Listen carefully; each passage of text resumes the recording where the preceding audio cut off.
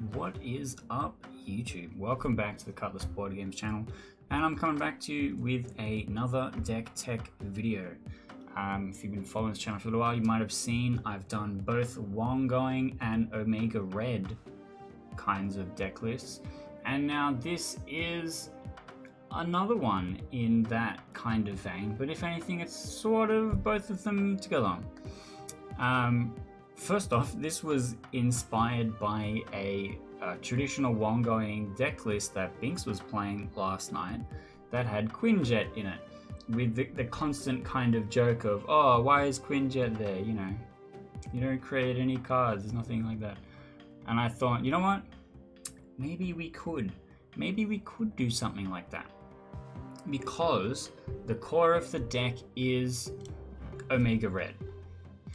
And what Omega Red does is, if you are winning the location that Omega Red is at, you give power to your other locations.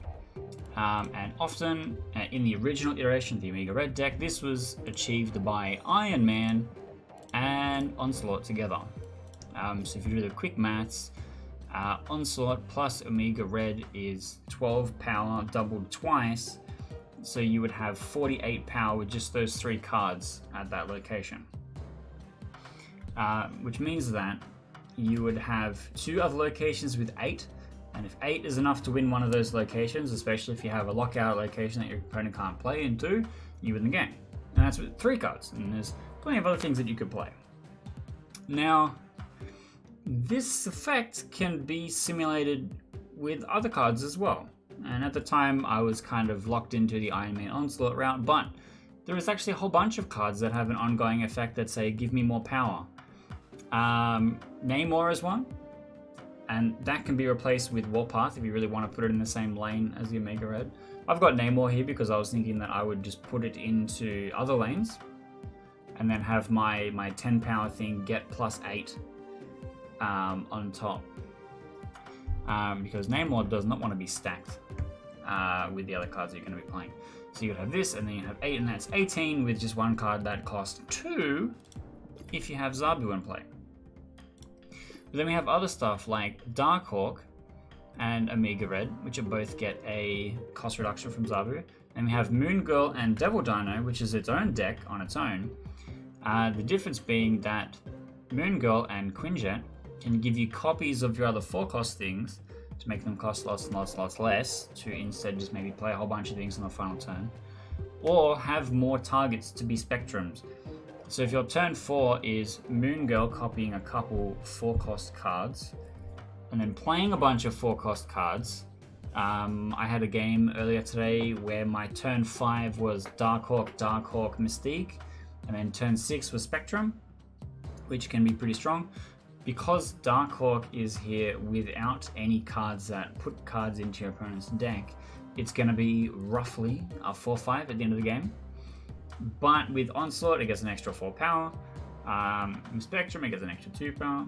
Darkhawk can just be swapped for Wong if you don't have Darkhawk. I know it's pretty rare in the collection. And then you're looking at Wong, Mystique, Spectrum as a backup for the Omega Red lane.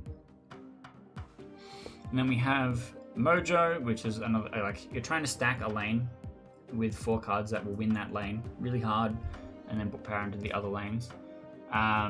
You've got Devil Dino, Darkhawk, Iron Man, Omega Red, sorry, not Omega Red, and potentially Warpath if you're playing Warpath. That all get super boosted by Onslaught to help Omega Red get his bonus of +8 to the other lanes, which means that you really only have to have your Quinjet, Mojo, Zabu, and then maybe a Mystique copying Mojo in another lane, or something else that costs 2. So your turn 4 is like Omega Red and Namor or something like that, and then you play your big Omega Red lane, and then that's how you win the game. That is kind of the game plan.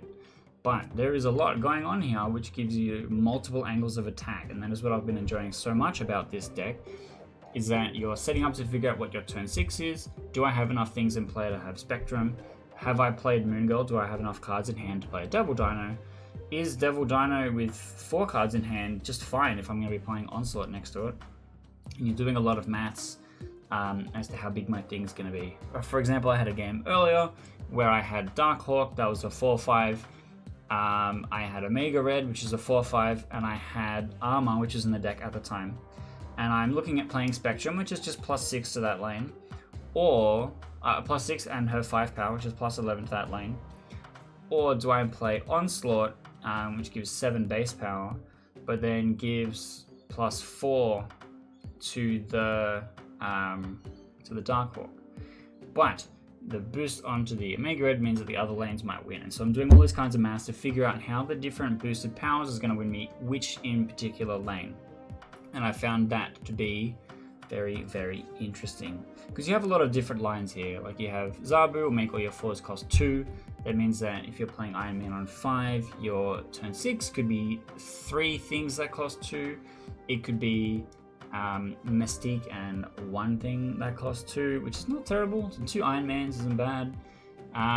Or it could just be Onslaught, or it could just be Omega Red, Darkhawk, or something like that, depending on the situation. And it feels like this deck has a lot going on and is worth exploring.